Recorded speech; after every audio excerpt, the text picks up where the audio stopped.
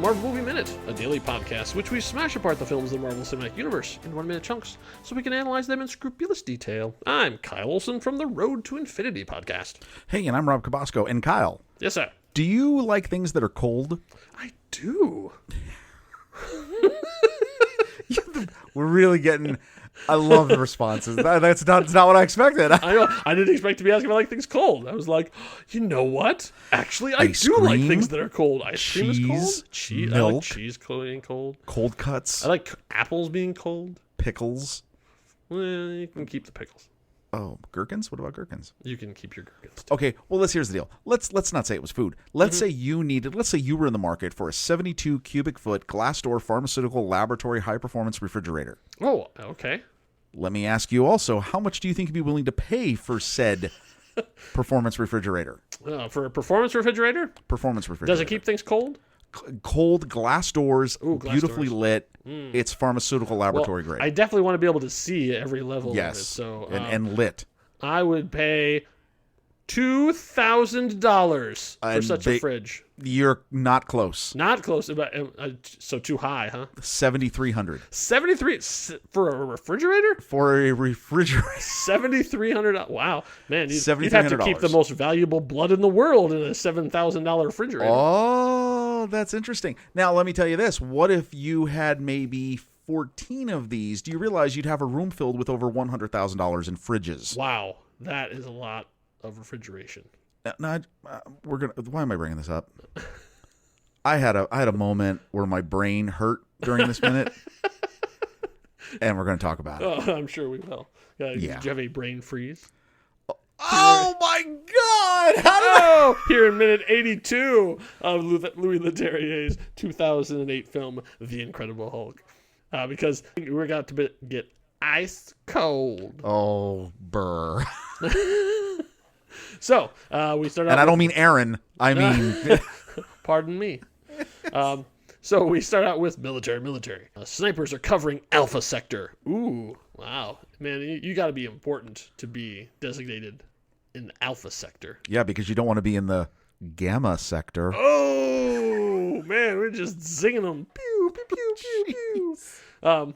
So we cut to the Sniper's Roost. Yes. That's what they call it. They call it a Sniper's Roost. Yes. And he's got quite the gun. And for our firearms aficionados, that is a Steyr HS-50. Whoa. It's an Austrian gun, just like former Governor Arnold Schwarzenegger. Oh. Something tells me this and future minutes are going to be all over the place. Yeah. Now, wait. Now, what is this gun for? What is it specifically designed for? Basically, it is a one shot, one kill kind of sniper rifle. Oh, okay. It has one in the chamber, so it's a 50 millimeter bullet. So basically, what you hit, you destroy. Right, got it. It has a different variants and stuff too, but basically, it's basically for putting a piece of metal very, very far away and obliterating whatever it hits. Or something else. I don't know, but we'll see. Or something else. Oh yeah, and this one now it's like shooting a dart. It's sort of like you have to do some heavy modifications on this, which we'll assume that Ross's people have. But we've got the guys. I mean, it's a great shot. You know, they're kind of like, like in the upper parts of like a stone building. You see the gun, you see, and they're like decked out in the full black. Like even their helmets, which are like typical modern warfare helmets, they're all covered with like a rain jacket, like and it's black, and it's clearly all designed to be stealthy as possible. Right. So because if you looked out of those windows, you would not see anything at all of where these guys are. You know, and we heard about this plan in the deleted scene. So actually, at this point, it's I have always this difficulty thinking of like, okay, what do I know? What do I not know? Like as the moviegoer versus as the nerdy person who's done all this research, it's sort of hard to remember which thing was on which side. So they have snipers. That's the first time we've learned about them. Right. But they are already in position and getting ready to take the shot. And do they have any other technology? They have. Well, we get to see their POV, so it looks like he's looking through like a scope with a nice red crosshair thing on it, which is another movie and convention. I assume this is not going to have like a full digital scope because digital at that long distance at 2008 is going to be so crappy, like so much noise you're not going to be able to actually make anything out. But they're hearing something. They're hearing. I took it as that they're hearing the conversations. Oh, Oh, you think it's like the other guy? Like yeah, so I'm thinking it's like some sort of like laser microphone. You know what I mean? Like something. That makes sense. That's what I assumed was kind of going on there because we didn't see or hear of them planting a bug unless they did. No. So I think they're using like some, like what is it, the parabolic microphones that are like that used, has like vibration of the glass right. and stuff. So this has got to go through glass and everything. Maybe it's some sort of super spy mic, right? That may or may not exist. Headcanon accepted. Exactly. I like it. All right. So yes, we're listening in on them talking. Stearns is still talking about the subjects he used in the experiments using the blood. He said, we started on rats and mice, but it just completely fried them. So we had to go bigger. And we still don't know which is more toxic, the gamma or your blood. And so so then they sort of walk in and then see all those beautiful refrigerators that you mentioned. Yes. And what's my problem with this? What's your problem with this? Well, so we've just walked into a room that's filled with $100,000 worth of fridges. True. But these fridges, what do they have in them? They have in them all just filled to the brim with specimens. Yes. And you're telling me that you've done these specimens. They're super fragile. They're in these fridges with windows.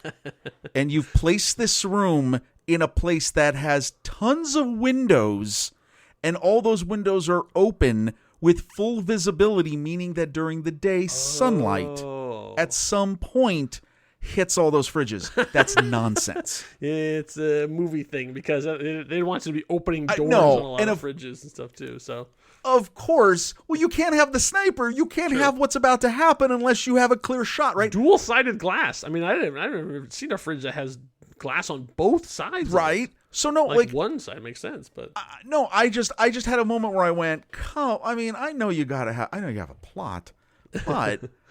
Man, I mean, that just seems so ridiculous. The science nerd in me just went, come on. No, that's not what would happen. Anyway. And that's it. My rant's over. That's what broke you? Yeah, but that's okay. So basically inside all of these beautiful, way too expensive for Stearns' budget refrigerators are blood. The blood is the life. So what is he saying? He's saying that this is all Bruce's blood? He literally says that. He says, Bruce, this is all you. He says, you didn't send me much, so I had to concentrate it and make more. And what does that mean? Okay, so that's why I want to talk about that. Because I watched a YouTube video talking about, basically that was not as big a fan of the Incredible Hulk as we are. And basically they took it to task of like, this is dumb, that's not how blood works, that's not how, so here's my no prize, and it has nothing to do with the movie, this is just my comic booky nerd science thing. So we've seen what the blood can do with one drop.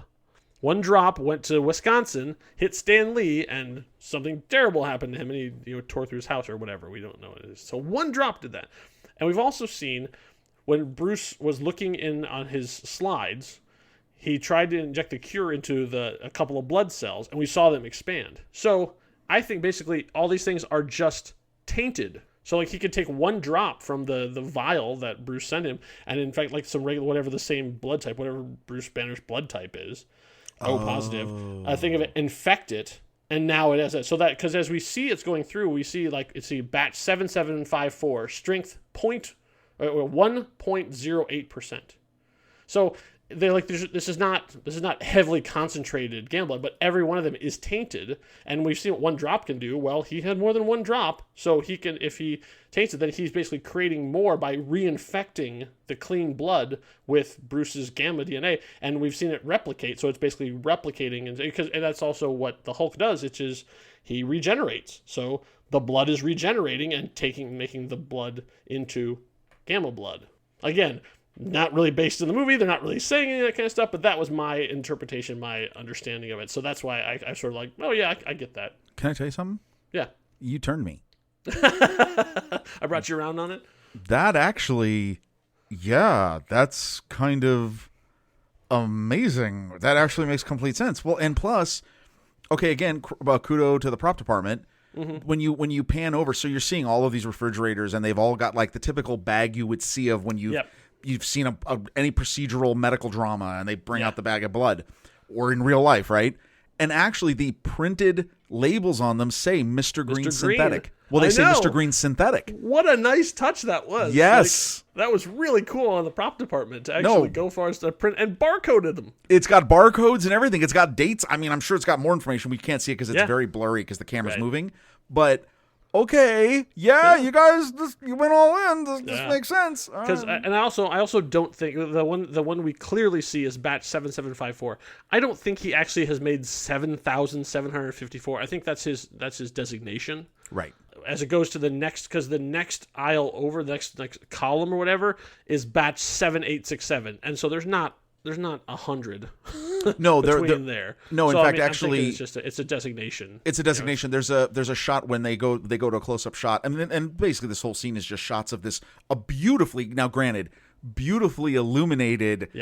Room. Again, I love that shot of like the camera is coming down, probably on a crane again, and Bruce comes around and sees cabinet after cabinet of his own blood. And just imagine if you ever seen like the craziest Sub-Zero refrige that people have in their houses, their crazy houses. You know, it's just imagine just a room full of that, beautifully lit with this blue fluorescent sort of LED light. It just looks awesome. And they go to a shot with Betty, and she's kind of like looking at it. And if you even look, you can clearly make out the three batches that are right as she's looking at are 1973, 3358, and 5598. Yeah.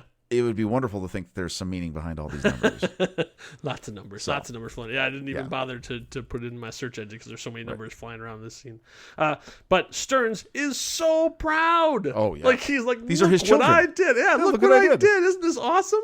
He says, with a little more trial and error, there's no end to what we can do. This is potentially Olympian. Oh, God, I love the turn of phrase. I don't know if this is Zach Penn or if this is Edward Norton, but I love the turns of phrases that Stearns uses all through all these scenes. So he says, this gamma technology has limitless applications. We'll unlock hundreds of cures. We will make humans impervious to disease. Well, that would be nice. That would be nice. Right now, that would be super great. That would be great. Who wouldn't take the gamma cure?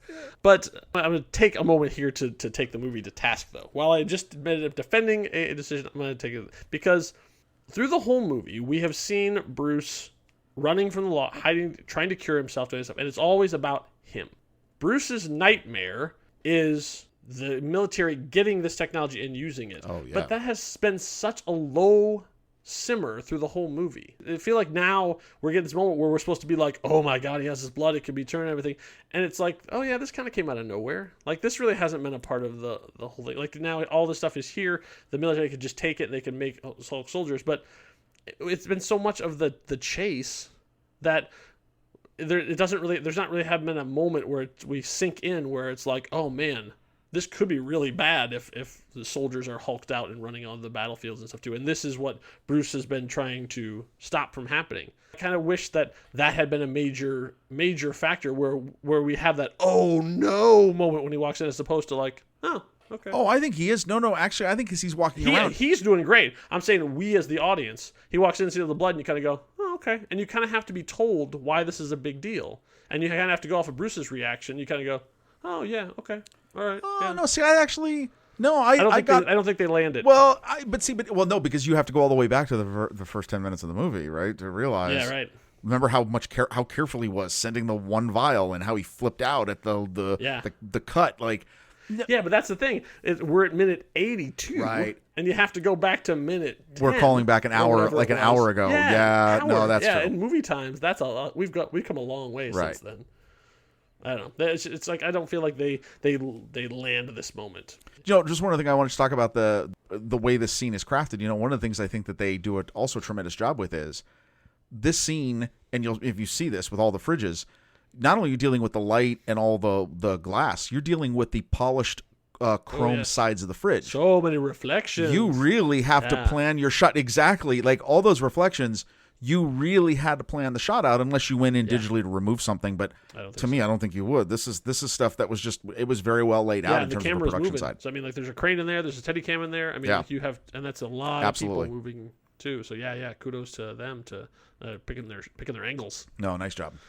So, off of Bruce's horrified expression, we go to the protagonist or the antagonist? The antagonist, Blonsky. Because Blonsky has arrived, and the army has basically, you see the police like, okay, it's all yours now. Thanks to the police are leaving, and this is the army. Your truck is bigger than all our cars. Thank you. We'll be outside doing parking duty. Okay. And we see now Blonsky is in full-on junkie mode. So he talked a lot about this in the commentary. Basically, that was his angle on this, is that he talked about Iggy Pop and the heroin years, like that he's looking for a fix. So that's like everything he's going about is like, where do I get my next score? So that's like the pale face and the sweating and the short temper. Like he's like looking for his next. Oh no, and you can see it too. Yeah, the redness and stuff. Oh, the patchy redness. No, absolutely. Yeah, exactly. Like that's where he was. That's what they were going for there. So you can see he's like, look, he's also an adrenaline junkie too, because as we're going to see here soon. So meanwhile, back up on the floor, we have Bruce is trying to explain to Stearns why having all this blood is a bad thing and what needs to be done, and Stearns is just not getting it. It's like, but all my hard work. So he says, no, we have to destroy it. And that's my favorite lines. I love this in every movie it's in is, wait, what? I love that every time it's used. All of it tonight. We're going to incinerate it, which is interesting. The blood needs to be burned like fire. Right. Like, we need to make sure so it's entirely destroyed. And Stearns says, we could get the Nobel for this. I know. So there is a Nobel Science Prize, if you don't know. Also, the Peace Prize is what we always talk about, but there is a Science and a Literature Prize. And chemistry, everything. I mean, like, isn't it? Yeah. It's all different. There's under the science. There's like I think 5 different categories you can get under there too. Right. So so then Bruce is. She says, "You don't understand," and that's where he stops. That's it. It ends. Yes. Yeah. This is Bruce's nightmare. Is like, hey, it's not just in you anymore. Look, it's all right here. It's like a one-stop shop. Just every soldier can come in and just get dosed up, and oh no, here we go. Yeah, and so finally, Blonsky is closing in. What's he gonna do? Hug. There's a big hug coming. Well, there's some other things coming. It's but yeah, it's about to get funny. Hey, remember that time that we were like running around in the favela together, and you ran into the. You remember where you kept looking me right in the eye every time? Every time. Well, you're gonna get yours now. All right. Hey, you know what, buddy? I brought you a Pingo Dose. Aw, do. And they just go off into the distance. That's it. It's like a Mentos commercial. And Ross is like, why? Yeah. I'll get you next time, Banner. Next time. You know where would be a great place to pontificate about what could happen? What? Where would a good place to be? If there was a... So if I wanted to go on the internet. On the internet. And talk about like wild theories about where the movie could have gone. Can you recommend any kind of place where I can Well, I'll tell you what it would be. It would have to be where you'd be comfortable. So it'd have to be a lounge. Yes. It also would be somewhat exclusive. Something you don't want everybody in. So you've got to ask for membership, and then you've got to be approved, right? Well, of course. And I would say that there's probably, because this is a higher echelon of discussion, there would have to be an executiveness to it. Well, of course. I mean, you wouldn't just want to have any old movie lounge you want to. You want an executive movie lounge. But a place like that should not be kept to just one podcast, not just a Marvel movie. No, no. We should be all inclusive for our executive movie lounge. Absolutely. We should have all our friends from the Next Reel in there as well. Yes. Why don't we call it something like the Marvel Movie Minute and Next Reel Film Podcast Executive Lounge? And why don't we put it on Facebook? Ooh, lots of people are on Facebook. It's easy to get there. So if I went to something like facebook.com/group/the next reel, I could find said lounge? Yes, you could. Ooh. And you could get you could get inside and discuss. You'll be there, and I'll be there, and everyone listening will be there. And then talk it up, because that's what we're going to do. Chat and talk and... wonder how many different ways can they do this same commercial. This is number 18. I don't know. Yeah, that's right. I don't know. It cycles through. Well, there you go. Well, please, go ahead and join. Get in there. Talk to us. Yeah, join. Come and see us. We'll be there chatting it up. So in the meantime, we'll see you back here for minute 83. Hope you had a smashing good time. Until next time, true believers. Bye.